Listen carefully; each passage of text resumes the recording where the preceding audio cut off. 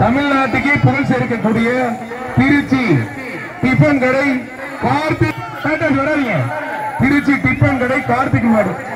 தமிழ்நாட்டுக்கு புகழ் சேர்க்கக்கூடிய திருச்சி டிஃபன் கடை கார்த்திக் மாடு. திருச்சி டிஃபன் கடை கார்த்திக் மாடு. ஒரு சைக்கிள், ஒரு பித்தளை அண்டா, அன்னை சொல்லுங்க, ஒரு வெள்ளி காசு. அழகனாலும் அழகதாங்க.